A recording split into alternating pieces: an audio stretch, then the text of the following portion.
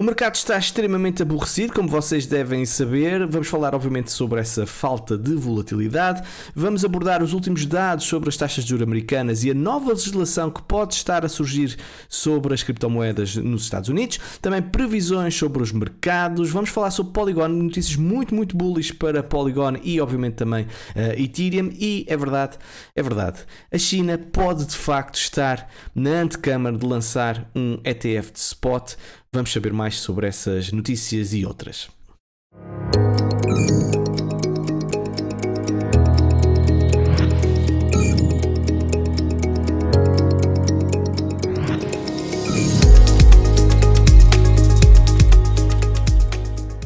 Caros amigos, cá estou de volta, sejam bem-vindos a mais um episódio do Alex Sirpes. Espero que esteja tudo bem, que tenham tido um excelente fim de semana. Já sabem, aqui é o canal onde vocês encontram as notícias mais fresquinhas que nem mal faço do Lidl.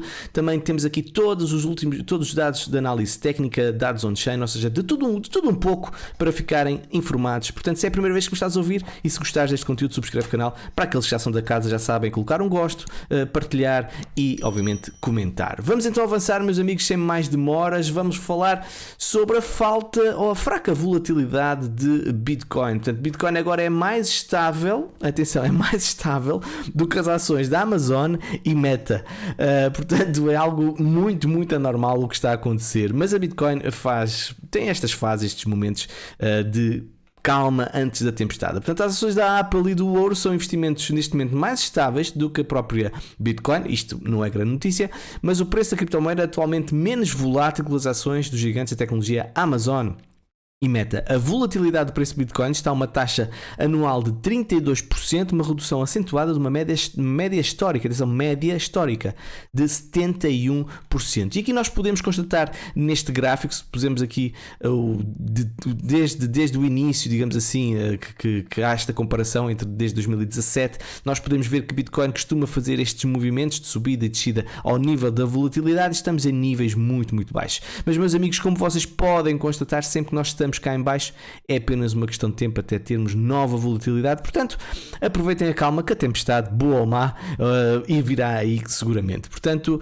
também temos aqui a comparação entre o Bitcoin, a Apple e o ouro, em que podemos ver que Bitcoin está acima a nível de volatilidade, mas é o tal gráfico que aqui mostra que de facto a Amazon e a Meta têm estado bastante voláteis, como nós sabemos. Portanto, Bitcoin até parece um menino de couro comparado com estes dois selvagens que é a Amazon e a Meta.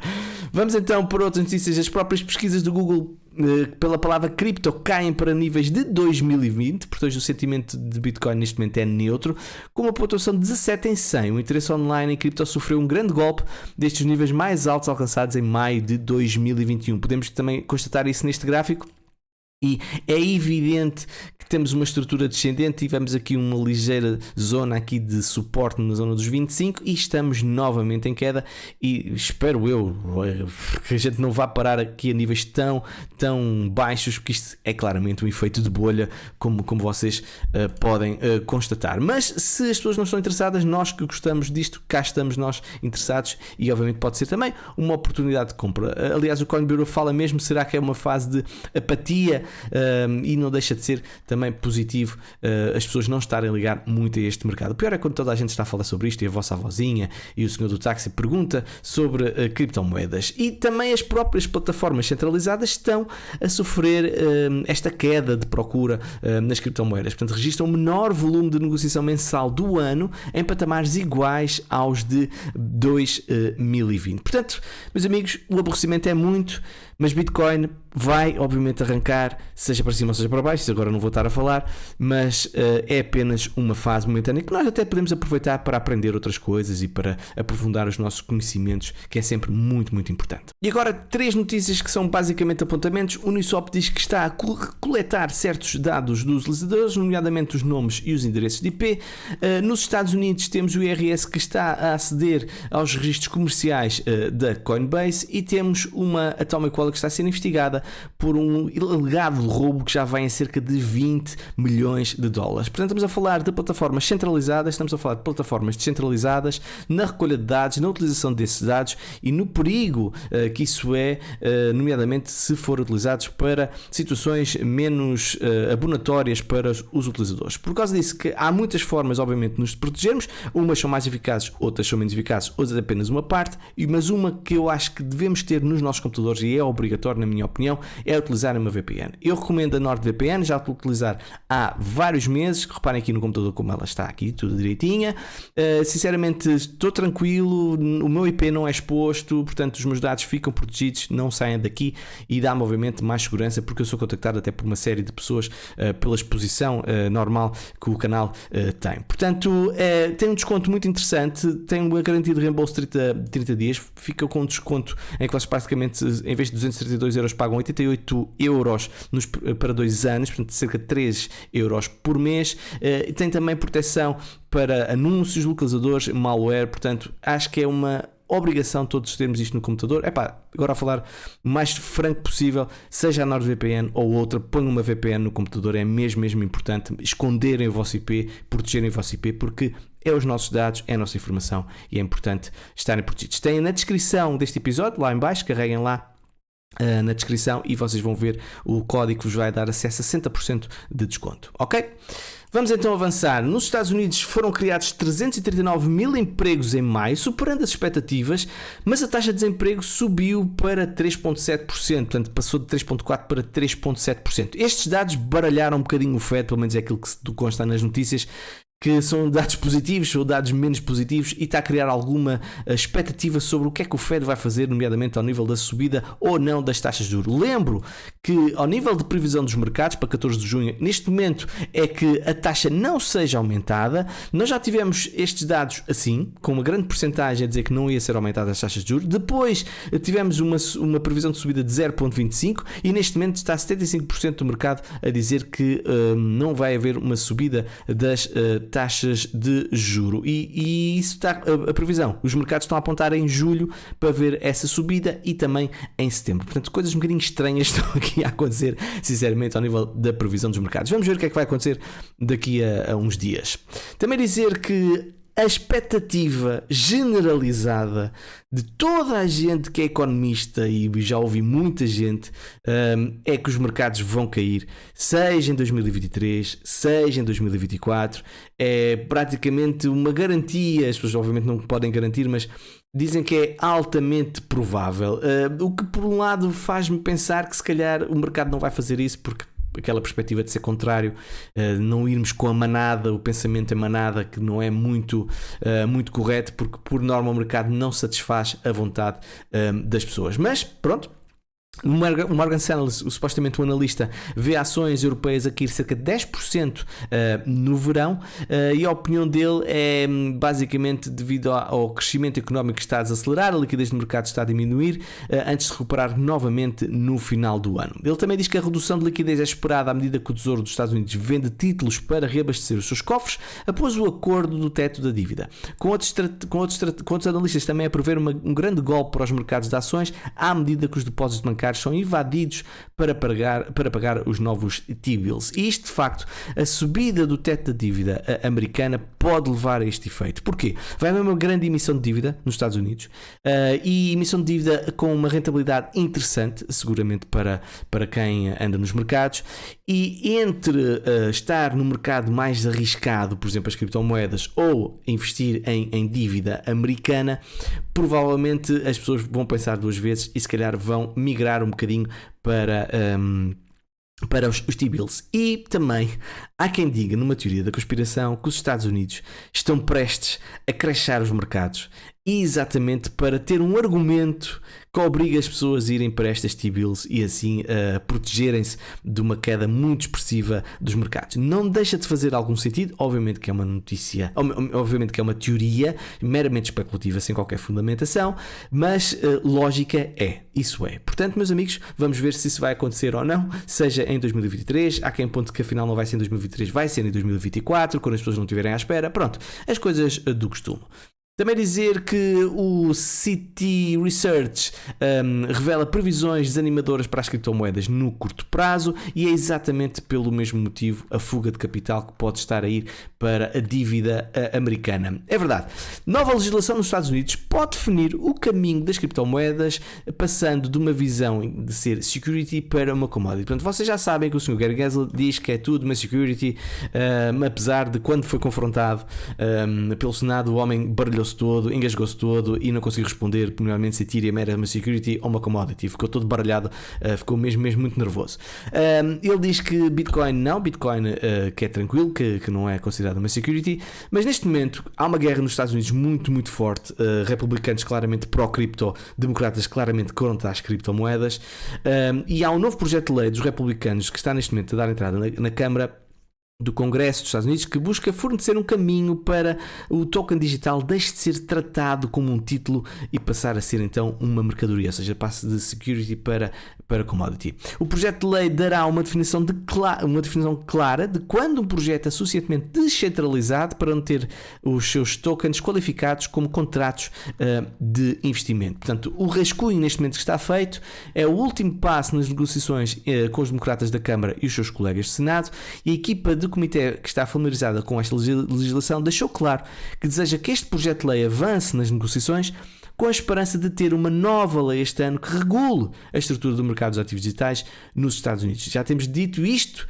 e repetido isto imensas vezes. Os Estados Unidos estão claramente a ficar para trás, que seja a Europa já tem a regulamentação feita, a China está a avançar, nomeadamente através de Hong Kong, e os Estados Unidos ainda estão a definir o que é centralização, não centralização, o que é uma security, o que é uma commodity. Portanto, estão muito atrasados, e como eu mostrei no jogo que foi no último episódio, o investimento está claramente a sair dos Estados Unidos e claramente a ir para a Ásia, ao nível das criptomoedas e o volume de transações nas principais plataformas. Portanto, os republicanos estão-se a perceber disto, e atenção, eu não tenho nenhum partido, sou mesmo a partidário, um pouco me interessa isso, mas é claro que vê-se que os republicanos estão a tentar criar este movimento que acelera a regulamentação nos Estados Unidos, mas os democratas aquilo não está fácil, portanto não sei se vamos ter sucesso neste novo caminho que está a tentar ser traçado pelos republicanos. Vamos então continuar a acompanhar.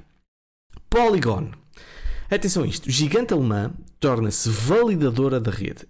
Eu não tenho Polygon, fica já aqui descartado, porque podem dizer, este gajo está a destilar os seus sacos e não sei o que mais. É para nada disso, eu não tenho Polygon, portanto tranquilo, mas é uma moeda que eu tenho debaixo do olho e estou à espera de um preço bastante interessante, nomeadamente no par Bitcoin, que eu gosto de depois comprar altcoins com Bitcoin. Portanto, a Deutsche Telekom, uma companhia de comunicações da Alemanha, está prestes a aproveitar a sua infraestrutura na Web3 para se tornar um validador da rede Polygon. Portanto, ao operar como validadora da Polygon, a Deutsche Telekom vai ajudar a garantir a segurança da sidechain, da Proof of Stake, da Polygon e de cadeias Supernets, resultando em uma melhoria de segurança, descentralização e governança do protocolo. Portanto, notícia muito boa, é um peso pesado que vai entrar em Polygon, que acredita em Polygon, que quer ser validador da rede Polygon. Portanto, uma excelente notícia para quem tem Polygon ou gosta de Polygon. E também dizer que o Credit Suisse e a Taurus, apoiados pelo Deutsche Bank,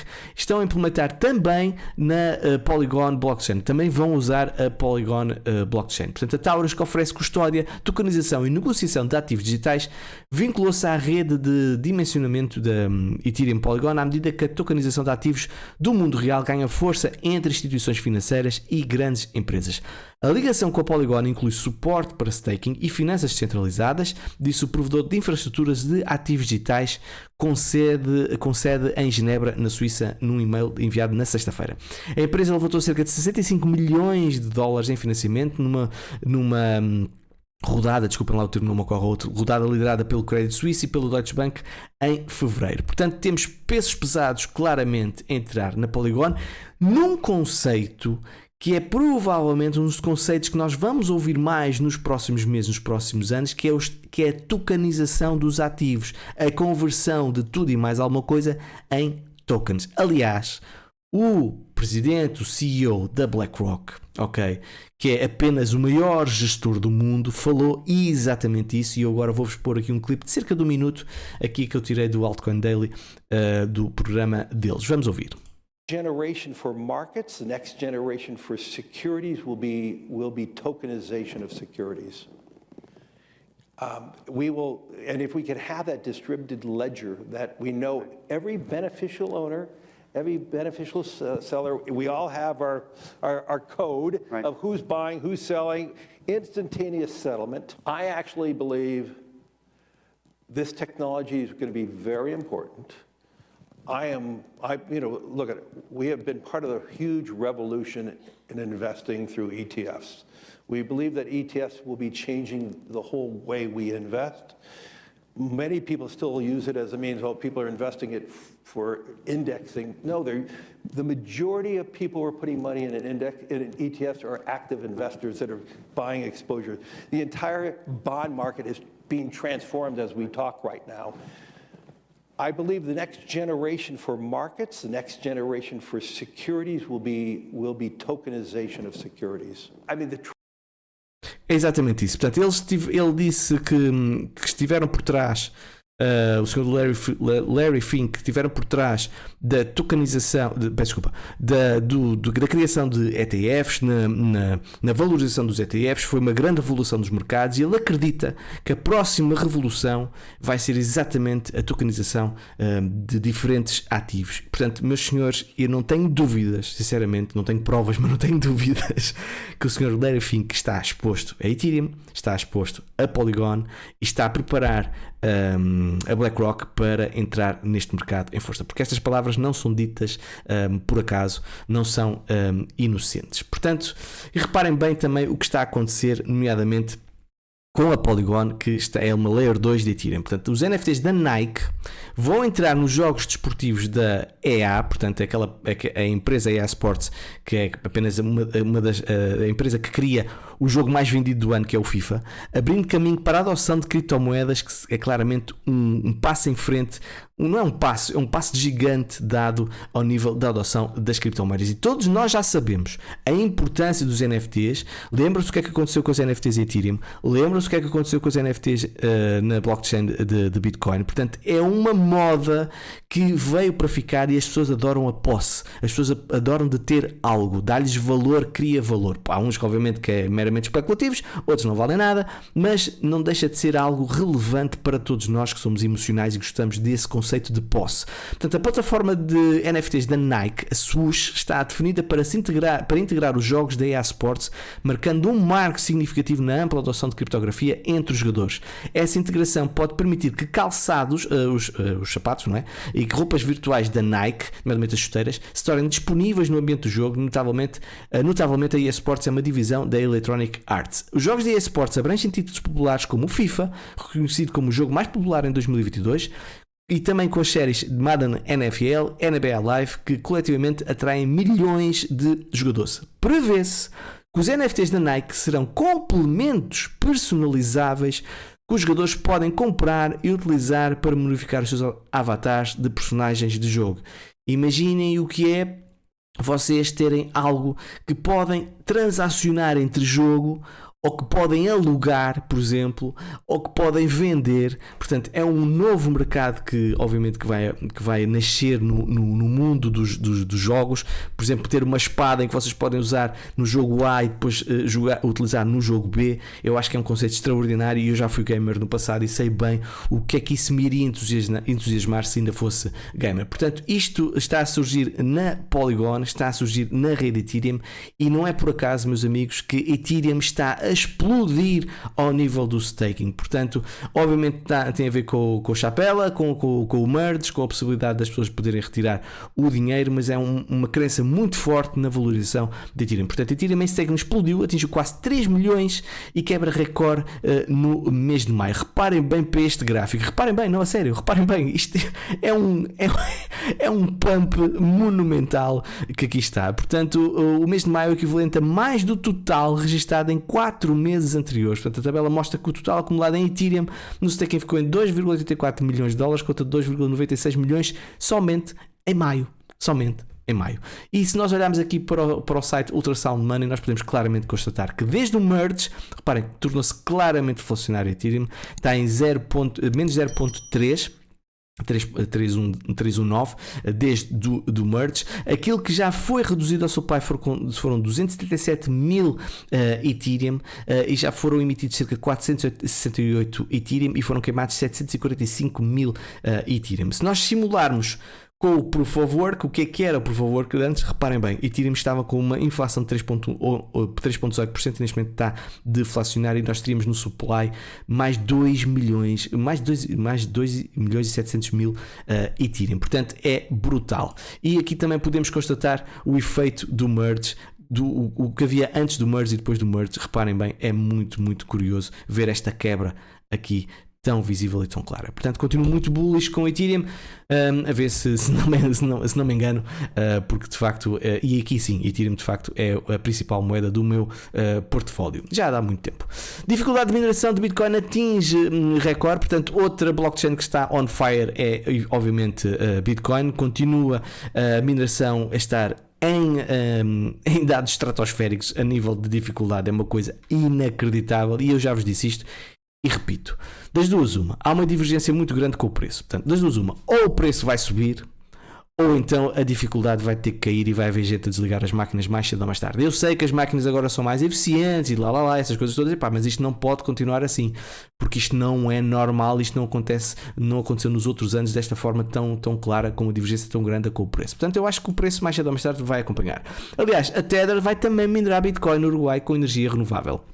Vai dar um passo em frente e é um passo, acho que é muito importante, não só para a Tether, mas também para a narrativa que Bitcoin pode ser minerada com uma energia verde, e de lembrar que Tether vai investir 15% dos seus lucros em Bitcoin. Portanto, são seguramente boas notícias para quem é fã deste mercado e tem Bitcoin.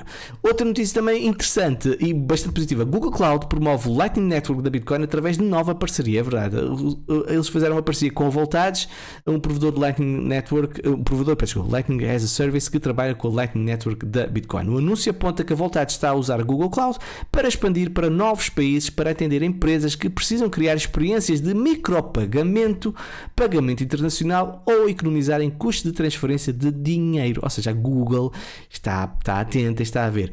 Bitcoin pode ser no futuro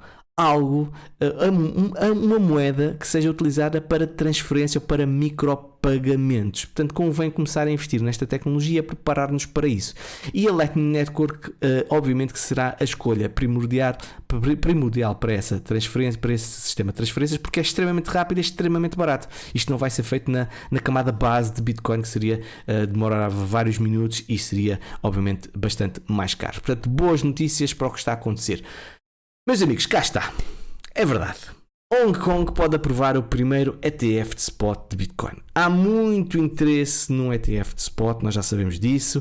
E porquê spot? Porque é compra direta, ou seja, enquanto futuros derivados é comprar um papel ou uma amostra não é compra direta no mercado do ativo em si propriamente dito, ok? Enquanto o ETF de spot é exatamente isso. Se a pessoa quer um Bitcoin, vai ter que ir buscar-se ao mercado um Bitcoin para dar a essa pessoa. Portanto, extremamente importante, e mais importante ainda é que nós estamos a falar de Hong Kong. Eu sei, o pessoal pode dizer, Hong Kong não é... Não, Hong Kong é China, amigos. Hong Kong é China. Ok? Pode dizer, tem um regime semi-autónomo e não sei o que dizer mais. Certo, tudo bem, Madeira também tem um regime semi-autónomo, os Açores também, mas não deixa de estar em Portugal, ok? E permitir-se, ou melhor, a China permitir que Hong Kong possa aprovar um ETF de spot Bitcoin depois de ter autorizado a regulamentação de plataformas e o investimento dos seus cidadãos em criptoativos, é um passo gigante. Eu acho que isto é claramente estratégico, porque reparem, há quanto tempo é que os Estados Unidos estão a pensar ou a falar hipoteticamente de um ETF de spot? Há imenso tempo, certo? Há imenso tempo, ainda provavelmente no início do bull market anterior. E a China pode dar um passo determinante nisto e ultrapassar os Estados Unidos nesta guerra económica que está claramente vincada entre estes dois gigantes, que é a China e os Estados Unidos. Portanto, isto já foi dado os primeiros passos, atenção, são os primeiros passos, de acordo com a informação da Yubo Finance. Evidentemente que não está ainda aprovado ou a operar e tudo mais, mas é o processo que está a dar os seus primeiros passos. E se Hong Kong está a ser visto como uma hub para as criptomoedas, porque é que não vai ser aprovado no ETF de spot? Porquê? Não faz sentido, certo? Portanto, eu acho que isto vai ser uma realidade mais cedo ou mais tarde. Portanto, grande notícia que eu vos trouxe aqui no Alex Crypto. Gate registra 1 bilhão de retiradas após rumor de insolvência, 1 bilhão de reais. Efetivamente é uma má notícia. Gate é uma plataforma já bastante conhecida, muito conhecida por lançar altcoins, ou seja, mais para o pessoal que é degen, digamos assim, mas não é bom. Portanto, houve umas notícias, uns rumores, e começa a dizer que a plataforma de criptomoedas Gate estaria a enfrentar problemas de insolvência por uma suposta relação com a multichain, um protocolo em crise cujo CEO está desaparecido. Pronto, a Gate já publicou uma nota a afastar os rumores de insolvência, mas isso não impediu que os clientes da plataforma retirassem os seus ativos da Gate de uma forma massiva. E este é o problema. Há o rumor, o pessoal começa a tirar o dinheiro, a plataforma começa a ficar sob stress e depois é um efeito bola de neve até que depois isto rebenta. Eu espero que não aconteça nada, sinceramente. A Gate, não tenho nada a dizer contra a Gate, e que se aguente neste momento difícil. Vamos ficar a torcer por ela. Também dizer que a Alibaba adiciona suporte para pagamentos em criptoativos de uma memecoin, e a memecoin é a Floki. Eu já tenho visto a Floki em algumas publicidades em eventos desportivos, mas isto é uma memecoin, isto faz muita confusão à cabeça, talvez seja eu que seja muito limitado. Mas pronto, a Alibaba, através da AliExpress, vai incluir suporte desta memecoin da Floki. Fica aqui a devida referência. E para terminar, Presidente da Quénia pede para que países africanos abandonem o dólar. Continua a desvalorização do dólar, a tentativa clara de criar aqui um compadrio para atacar o dólar, e o Quénia é mais uma voz que se está a juntar a todos aqueles que querem deitar o dólar abaixo. Meus amigos, espero que tenham gostado do episódio e vemos numa próxima.